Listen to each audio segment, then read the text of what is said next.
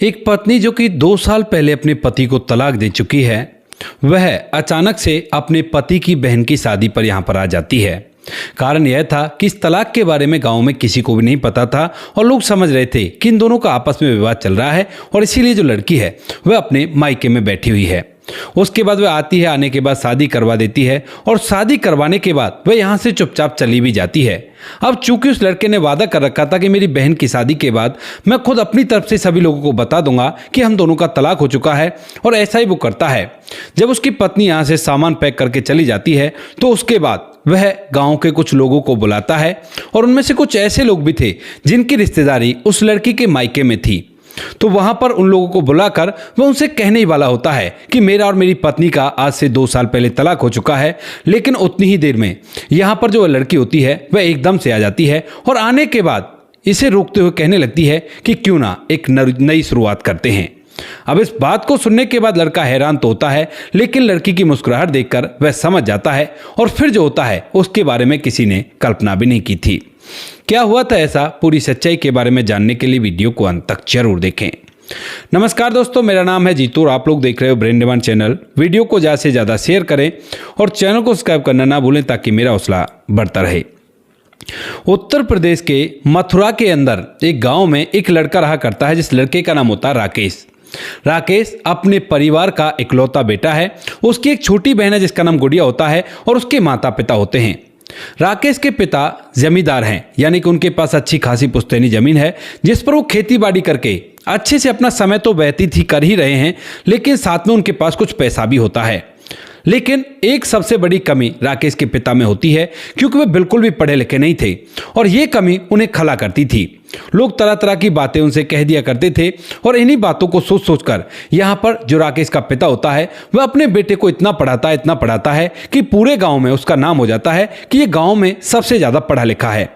अब जो राकेश होता है वह जब बाहर से पढ़ाई करके गांव में आता है तो गांव में लोग उसके बारे में चर्चा करने लगते हैं और सोचने लगते हैं कि इतने पढ़े लिखे लड़के को तो पढ़ी लिखी लड़की चाहिए होगी, और पढ़ी लिखी लड़की कहां से मिलेगी, क्योंकि प्रॉपर्टी भी अच्छी है और लड़का भी पढ़ा लिखा है, बहुत ज़्यादा बड़ी नौकरी करेगा। इस बात को सुनकर गांव का एक व्यक्ति, जिसका दिल्ली में एक कॉन्टैक्ट होता है, यानी कि एक रिश्तेदारी का कॉन्टैक्ट होता है, और जो दिल्ली में उसका कॉन्टैक्ट होता है वहीं पर एक लड़की होती है जिस लड़की का नाम होता है पूजा। अब पूजा जो कि देखने में बेहद ही खूबसूरत थी और वह पढ़ाई लिखाई करने के बाद नौकरी किया करती थी। कास्ट भी एक ही थी, तो इसी वजह से यहाँ पर जो व्यक्ति होता है वह राकेश के पिता के पास जाकर कहने लगता है कि अगर आपको आपत्ति ना हो तो मैंने आपके बेटे के लिए एक लड़की देख रखी है। अब इस बात को सुनकर जब पिता होता है वह भी इस बात से मना नहीं करता और कहता है कि देख रखी है तो बुलाओ, उन लोगों को बात कर लेते हैं, लड़की सुंदर हुई तो शादी कर देंगे। इसके बाद यहाँ पर दोनों परिवार एक दूसरे से मिलते हैं और मिलने के बाद जो लड़की पूजा होती है उसकी खूबसूरती सभी को इतनी पसंद आती है कि यहाँ पर यह रिश्ता पक्का हो जाता है। राकेश भी पूजा को देखकर खुश होता है क्योंकि वो बेहद ही खूबसूरत थी और पहली नज़र में जो राकेश होता है वो उससे दिलों जा से प्यार कर बैठा था। उसके बाद दोनों परिवार शादी की तैयारियों में जुटते हैं। राकेश दूल्हा बनता है और दूल्हा बनकर बारात लेकर सीधा दिल्ली पहुंच जाता है पूजा से शादी करने के लिए। वहां पर उन दोनों की धूमधाम से शादी हो जाती है। पूजा भी बड़ी खुश होती है कि उसका पति इतना पढ़ा लिखा है कि गांव में उसके बराबर का पढ़ा लिखा कोई भी नहीं है, तो वह बहुत बड़ी नौकरी करेगा और कुछ दिन तो हम वहां पर रह लेते हैं, लेकिन जब माता पिता नहीं रहेंगे तो उसके बाद तो हमें शहर में ही आना होगा और शहर में आकर हम लोग रह लेंगे। ऐसा सोचकर पूजा भी उससे शादी कर लेती है और शादी करने के बाद दुल्हन बनकर राकेश के घर में चली जाती है। अब वह राकेश के घर में दुल्हन बनकर चली गई थी और वहां पर वो लोग अच्छी तरह से अपना जीवन व्यतीत करने लगते हैं। राकेश पूजा से बहुत ज़्यादा प्यार किया करता और पूजा भी घर पर ही रहा करती है। धीरे धीरे इन लोगों की शादी को लगभग 1 साल बीत जाता है और 1 साल तक इन दोनों के बीच में कोई भी खटास या मिठास नहीं होती। लेकिन तभी जब 1 साल बीतता है तो उसके बाद जो पूजा है वो कहने लगती है कि एक बार कहीं इंटरव्यू देकर तो देखो, हो सकता है तुम्हारा सिलेक्शन हो जाए। और मेरा एक दोस्त है, मैंने उसके थ्रू बात करवाई है और तुम ऐसा करना 2 दिन बाद दिल्ली चले जाना और वहां पर जाकर इंटरव्यू देख लेना। मैं नौकरी करने के लिए नहीं बोल रही, क्योंकि खेती बाड़ी से तुम्हारा अच्छा समय व्यतीत हो रहा है, लेकिन हमेशा के लिए हम लोग किसान बनकर तो नहीं रह सकते। कल कला को माँ बाबूजी जब इस दुनिया को छोड़कर चले जाएंगे तो उसके बाद तो हम अपने बच्चों को यहाँ पर नहीं पाल सकते, हमें यहाँ से दूर दिल्ली में ही रहना होगा या फिर किसी बड़े शहर में रहना होगा। तो अगर शहर में रहोगे, नौकरी करोगे तो बहुत ही अच्छा रहेगा। अब इस बात को सुनकर जो राकेश है वो फिलहाल इस बात को टाल देता है, लेकिन रात के समय जब वह अपनी पत्नी के पास लेटकर आराम कर रहा था तो उसे सोच में आता है कि कहीं ऐसा ना हो कि बाद में ये बात पता चले तो बहुत ही गड़बड़ हो जाए और मैं अपनी पत्नी को बता देता हूं। ऐसा सोचकर वह अपनी पत्नी से कहने लगता है कि पूजा, अगर मैं तुम्हें कुछ बताऊं तो तुम नाराज तो नहीं हो जाओगी। अब यहाँ पर पूजा और राकेश एक दूसरे से प्यार किया करते थे और उन दोनों का प्यार काफी ज्यादा गहरा था, क्योंकि राकेश पूजा की हर छोटी मोटी जरूरत को तो पूरा किया ही करता था, साथ में जो पूजा है उसकी हर खुशी का ख्याल रखा करता था। यानी कि कोई बर्थडे हुआ या फिर कोई ऐसा त्योहार हुआ तो उस पर उसके लिए स्पेशल से उसे महसूस करा दिया करता। माता पिता भी कुछ नहीं कहते, सब कुछ अच्छी तरह से चल रहा था। तो यहाँ पर जो पूजा है वो कहती है कि नहीं, ऐसा कुछ नहीं है, बताओ क्या बात है। तो जो राकेश है वो कहने लगता है कि तुम आज नौकरी के लिए कह रही थी और फिर भी कभी नौकरी के लिए कहोगी, तो मैं तो कभी नौकरी करना ही नहीं चाहता। अब इस बात को सुनकर जो पूजा है वो उसे समझाने लगती है, कहती है कि देखो ऐसे समय व्यतीत नहीं होगा, कहीं ऐसा करते हैं बाहर जब नौकरी लग जाएगी उसके बाद जो परिवार रहेगा हमारा अच्छा वेल एजुकेटेड रहेगा। अगर गांव में रहे तो बच्चों को बोलना भी अच्छी तरह से नहीं आएगा, यानी कि वो जिस तरह के परिवेश में पली बड़ी थी उस तरह के परिवेश में अपने बच्चों को पालना पोसना चाहती थी। अब इस बात को सुनकर राकेश उसे खूब समझाता है कि मेरा मन नहीं है नौकरी का, लेकिन पूजा कैसे भी करके उसे नौकरी कराने के लिए हामी भरवाना चाहती है। तब यहाँ पर जो राकेश है वो भेद खोलता है, बताता है कि पूजा बात तो तुम्हारी ठीक है और मैं भी समझ रहा हूँ, लेकिन तुम्हें आज मैं जिंदगी की एक वो सच्चाई बताना चाहता हूँ जिसे सुनकर तुम्हें बिल्कुल भी गुस्सा नहीं करना है, क्योंकि मेरे पास जितनी भी डिग्रियां हैं वो मैंने पढ़कर हासिल नहीं किए हैं। मेरी सारी डिग्रियां फर्जी हैं और मैंने तो पैसे देकर इन डिग्रियों को बनवाया है। कुछ ऐसी जगह हुआ करती ना, अगर इन डिग्रियों को लेकर मैं कहीं नौकरी मांगने के लिए जाऊंगा तो वो लोग देखते ही समझ जाएंगे कि ये फर्जी डिग्रियां पैसों के दम पर बनवाई हैं। अब इस बात को सुनकर पूजा का गुस्सा साथ में आसमान पर होता है और वो कहने लगती है कि मतलब क्या तुम्हारा, यानी कि तुमने 1 साल से मुझे धोखे में रखा। अब इस बात को सुनकर जो राकेश है वो कहता है कि धोखा तो ये नहीं कह सकते हम इसको, क्योंकि धोखा ये नहीं है, क्योंकि पढ़ा लिखा तो मैं हूं इस तरह का जो थोड़ा बहुत पढ़ लिख सकता हूं और गांव में इतना ही पढ़ा लिखा होना काफी है। वैसे भी मेरे पास इतनी पुश्तैनी जमीन है कि हमारा जीवन आराम से यहीं पर व्यतीत हो जाएगा और इस खेती बाड़ी करके हम अपना जीवन व्यतीत कर सकते हैं और खेती का काम मुझे पूरा आया करता है, तो मैंने तुम्हें धोखा नहीं दिया। लेकिन पूजा एक बार से एकदम से इस बात पर गर्म होने लगती है और गर्म होती होती जो पूजा है वो कहने लगती है कि नहीं, तुम तो धोखेबाज हो और मैं तुम्हारे साथ बिल्कुल भी नहीं रह सकती। राकेश उसे समझाता है कि देखो ये धोखा नहीं है, मेरे पिताजी की जरूरत थी, उन्हें बच्चा पढ़ा लिखा चाहिए था, मेरा तो पहले से ही पढ़ाई लिखाई में मन नहीं था। जब मेरी स्कूली पढ़ाई होती है उसके बाद ही मैंने पिता से मना कर दिया था, लेकिन पिता ने मुझे बाहर भेजा और उसी दौरान पैसों से मेरी डिग्री बनवा दी ताकि मुझसे कोई ये ना कह सके कि अनपढ़ का बेटा अनपढ़ है। इस बात को सुनकर भी पूजा बिल्कुल भी नहीं समझती है और रात में ही इतना झगड़ा कर लेती है कि दूसरे दिन की सुबह जैसी होती है तो सुबह सुबह पूजा अपना बैग पैक करती है और वहां से सीधा अपने मायके के लिए निकल जाती है।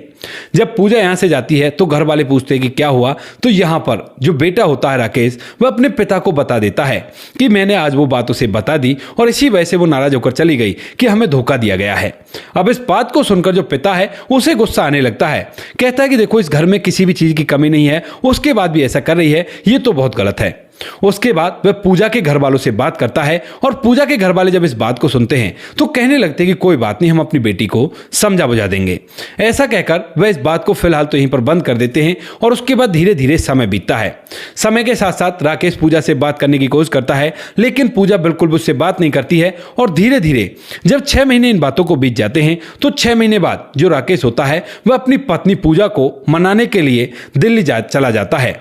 वहां पर जाने के बाद वह पता करता है कि पूजा कहाँ रहा करती है और कहां पर काम किया करती है। तो पूजा ने यहां पर आकर अपने लिए नौकरी पकड़ ली थी और वह फिलहाल अपनी नौकरी पर ही थी। तो उसके बाद जो राकेश होता है वह उस जगह का पता निकालकर सीधा वहां पर पहुंच जाता है और वहां पर जाने के बाद जैसे वो पूजा को देखता है तो पूजा एक और लड़के के साथ बैठकर हंस हंस कर बातें कर रही थी, जिसे देखकर राकेश समझ जाता है कि शायद पूजा की जिंदगी में अब कोई और आ चुका है और मेरी इस जिंदगी के अंदर कोई जगह नहीं है। इसी वजह से जब राकेश वहां से वापस लौट रहा था तो उसी दौरान जो पूजा होती है वह उसे देख लेती है और देखने के बाद कहने लगती है राकेश तुम यहाँ पर क्या कर रहे हो। अब इस बात को सुनकर राकेश जो होता है वो कहता है कि पूजा देखो मैं ना तुम्हें मनाने के लिए आया था, लेकिन यहाँ पर ये सब कुछ देखकर तो लगता है कि शायद तुमने मेरी जगह को किसी और को दे दिया है। तो जो पूजा होती है वह भी थोड़ी देर के लिए खामोश होती है, लेकिन फिर कह देती है कि दूं क्यों ना, तुमने मेरे साथ धोखा इतना बड़ा किया है तो इसी वजह से अब मैं इसके साथ रिलेशन में हूँ। हालांकि हम लोग अभी शादी करेंगे, लेकिन उससे पहले तुम्हारा तलाक होना जरूरी है, क्योंकि ये बात इसे भी पता है। अब इस बात को सुनकर राकेश मायूस तो होता है, लेकिन उसके बाद भी जो पूजा है वो उससे कहती है कि देखो, जब तक तुम तलाक नहीं दोगे तब तक मैं इससे शादी नहीं कर सकती और तुम्हें ना मुझे तलाक देना होगा। इस बात को सुनकर जो राकेश है वो कहता है कि देखो, मैं तुम्हें तलाक नहीं देने वाला हूं और मैं भी तो देखो तुम इससे शादी कैसे कर लेती हो। ये बात वह गुस्से में कहकर आ जाता है, क्योंकि वह उससे प्यार किया करता था। इसी वजह से वह गुस्से में ये बात कहकर वहां से आ जाता है। लेकिन उसके बाद वह कुछ सोचता है अपने मन के अंदर और आज रात दिल्ली में ही रुकने का फैसला करता है। उसके बाद वह दिल्ली में अपने किसी परिचित के यहाँ पर रुकता है और दूसरे दिन जहां से पूजा निकला करती है वहीं पर एक जगह जाकर चुपचाप खड़ा हो जाता है और राह देखने लगता है कि पूजा जब यहाँ से निकलेगी तो उससे बात करूंगा। पूजा आती है और जैसे पूजा आती है तो जो राकेश होता है वो एकदम से पूजा के सामने हाथ जोड़कर खड़ा हो जाता है। आंखों में आंसू थे और जैसे पूजा आती है तो आने के बाद कहने लगती है कि ये क्या कर रहे हो, इस तरह से हाथ जोड़ने से कोई फायदा नहीं है, हमारे बीच में जो कुछ भी था वो सब कुछ खत्म हो चुका है और तुम्हें तो पता है ना कि मैं किसी दूसरे के साथ रिलेशन में हूं। इस बात को सुनकर जो राकेश है वो कहने लगता है कि हाँ, मुझे पता है और मुझे ये भी पता है कि तुम्हें तलाक चाहिए, उसके बाद ही तुम मुझसे शादी कर सकती हो। अगर तुम्हें मुझसे तलाक चाहिए तो मुझे भी तुमसे एक वादा चाहिए। इस बात को सुनकर जो पूजा है वो पूछने लगती है कि बताओ क्या वादा चाहिए। तो जो राकेश है वो कहता है देखो, अभी मेरी बहन की शादी नहीं हुई है, अगर लोगों को पता चलेगा कि इनके घर की बहू इस तरह से इसे छोड़कर जा चुकी है, क्योंकि अगर तुम किसी और से शादी कर लोगे तो यहां पर यह बात गांव में पता चलने में देर नहीं लगेगी और अगर गांव में यह बात पता चलेगी तो चारों तरफ बदनामी होगी और इस बदनामी का मेरी बहन की शादी पर फर्क पड़ सकता है।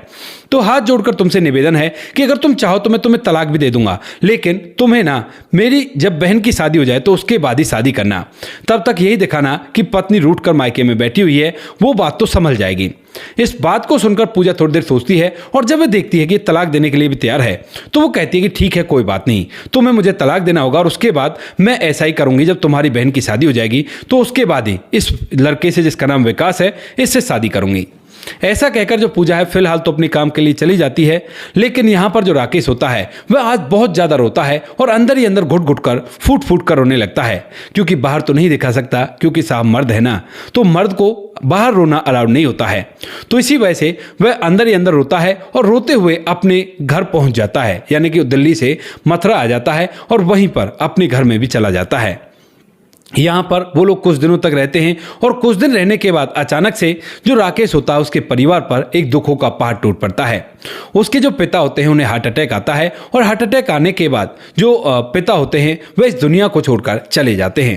अब जैसे पिता इस दुनिया को छोड़कर चले गए थे तो उसके बाद जो माँ होती है वह और उसका बेटा और साथ में जो बेटी गुड़िया होती है वह लोग घर के अंदर रह गए थे और परिवार पूरी तरह से टूट गया था। अब जैसे ही परिवार टूटता है तो उसके बाद यहाँ पर पिता के अंतिम संस्कार में सभी लोग इधर उधर से आते हैं और आने के बाद कहने लगते हैं राकेश से कि भाई ऐसा कर, अपनी पत्नी को भी बता दे कि वो यहाँ पर आ जाएगी, क्योंकि भले ही चाहे कितने ही गिला शिकवे हों, कोई कितनी ही नाराजगी हो, लेकिन ऐसे टाइम पर तो उन बहुओं को भी घर पर आना होता है जो कि रूठ कर मायके में बैठी हुई है। इसीलिए जो राकेश होता है वह अपनी पत्नी के पास फोन करता है और उससे कहता है कि गांव वाले ऐसा ऐसा कह रहे हैं, एक बार थोड़ी देर के लिए आ जाओ ना, उसके बाद भले ही चली जाना, पिताजी के अंतिम दर्शन कर लेना। अब इस बात को सुनकर जो पूजा है वह पहले तो इस बात के लिए मना करती है, लेकिन जब राकेश रिक्वेस्ट करता है और कहता है कि देखो तुमने वादा किया था तब तक ये बात महसूस नहीं होनी चाहिए और बाद में मैंने भी वादा किया था कि मैं ही इस बात को बता दूंगा, क्योंकि यहाँ पर पूजा ने ना तो अपने घर वालों को बताया था और ना ही राकेश ने अपने घर वालों को और गाँव वालों को ये बात बारे में पता था। तो इसके बाद जो पूजा होती है वो कहती है ठीक है, मैं आ रही हूँ। पूजा जो होती है वहां पर आती है, अपने ससुर जी के अंतिम दर्शन करती है और वहां पर सभी परिवार जब फूट फूट कर रो रहे थे तो पूजा को भी रोना आ जाता है, क्योंकि कुछ खट्टी मीठी यादें इस ससुर जी के पास साथ भी उसकी जुड़ी हुई थी। क्योंकि जब ये आई थी तो कई बार ऐसी बातें हुआ करती थी जिन बातों को याद करके पूजा को रोना आ जाता है। उसके बाद इस बुजुर्ग व्यक्ति का अंतिम संस्कार जब हो जाता है तो जो पूजा है फिर से यहाँ से चली जाती है और लोग भी यही सोचते हैं कि कोई बात नहीं, लड़ाई झगड़ा था तो इसी वजह से वापस चली गई है।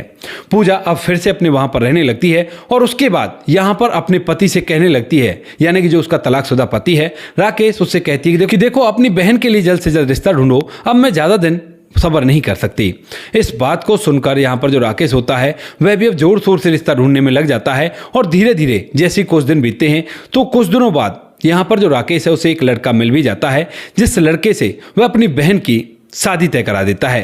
अब शादी तय हो जाती है और शादी तय होने के बाद जो पूजा है वो आने के लिए बोल रही थी, कह रही थी कि शादी के टाइम पर आ जाऊंगी, क्योंकि यहाँ पर आना जरूरी था। शादी ब्याह में भी ऐसे लोग आया करते हैं। उसी दौरान जब शादी को 5 दिन रहते हैं तो तभी अचानक से जो राकेश की माँ होती है वह भी इस दुनिया को छोड़कर चली जाती है अचानक से। अब जैसे ही माँ इस दुनिया को छोड़कर जाती है तो उसके बाद अड़ोस पड़ोस के लोग वहां पर इकट्ठा होते हैं, क्योंकि 5 दिन बाद बेटी की शादी होने वाली है और ये तो शादी में एकदम से रुकावट आ चुकी है। उसके बाद सभी लोग इकट्ठा होते हैं और ये खबर जैसे उन लोगों के थ्रू, जो लोग और राकेश के थे वहां पर, उनके थ्रू पूजा को पता चलती है। यानी कि राकेश के गांव में जो और लोग थे जिनका पूजा के मायके में कॉन्टेक्ट था, उन लोगों के थ्रू जब पूजा को पता चलती है तो पूजा पर भी रहा नहीं जाता और वह इस बार बिना विकास को बताए वहां से सीधा यहां पर आ जाती है, क्योंकि ये मुसीबत का समय था और घर के अंदर केवल बहन भाई रह गए थे। तो इसी वजह से जो पूजा होती है उसे भी थोड़ा सा तरस आता है, क्योंकि उस सास के साथ भी ढेर सारी यादें उसकी जुड़ी हुई थी।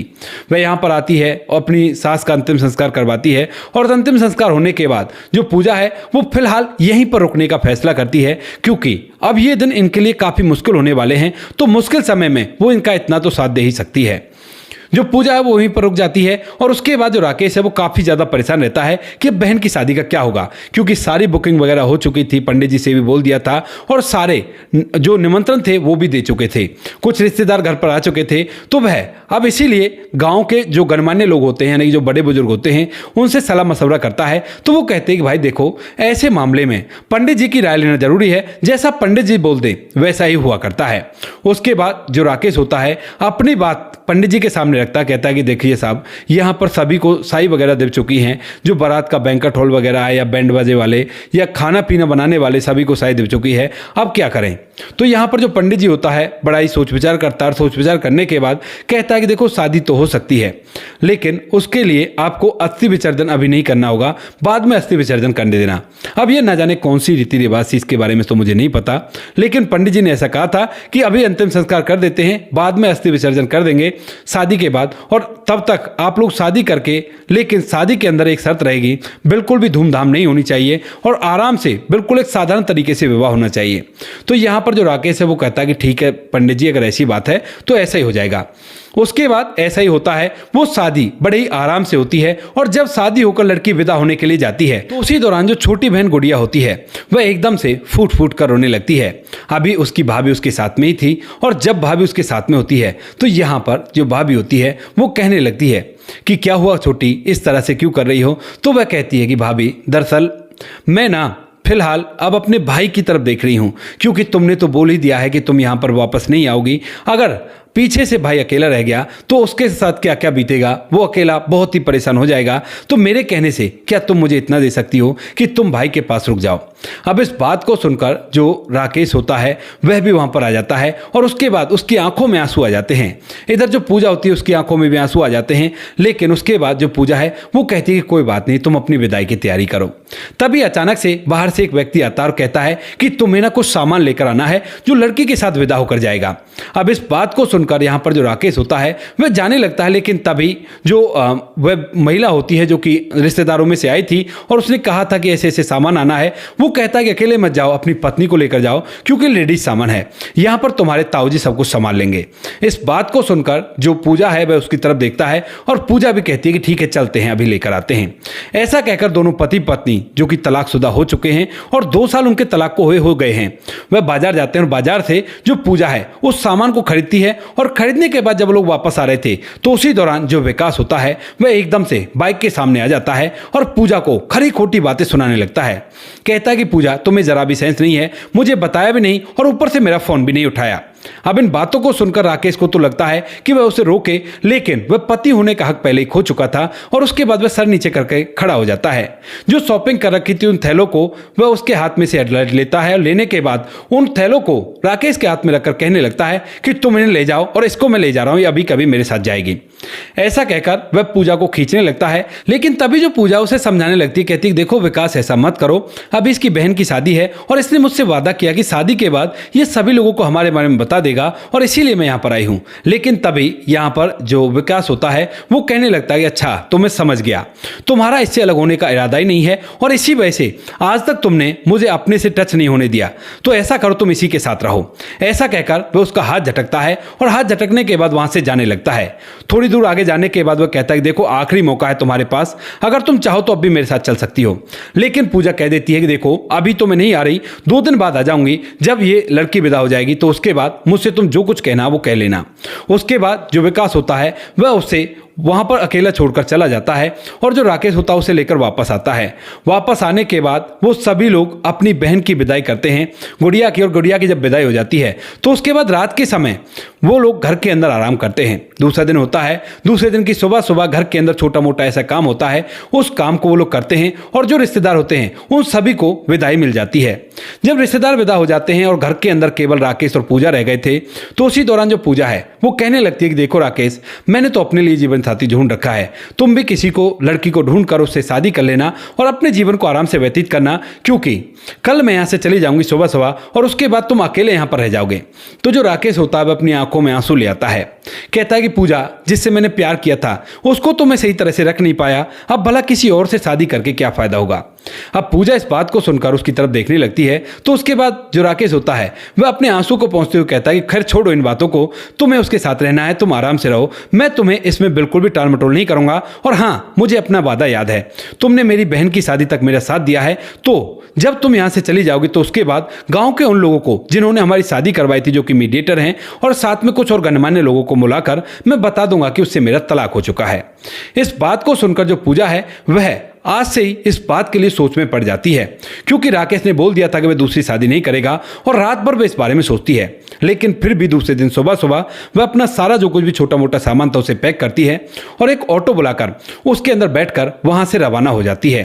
अब जैसे पूजा यहाँ से जाती है तो उसके बाद जो राकेश होता है वह फूट फूट कर रोता है और रोने के बाद अपने वादे के मुताबिक गांव से उन सभी लोगों को बुलाकर अपने घर पर इकट्ठा कर लेता है,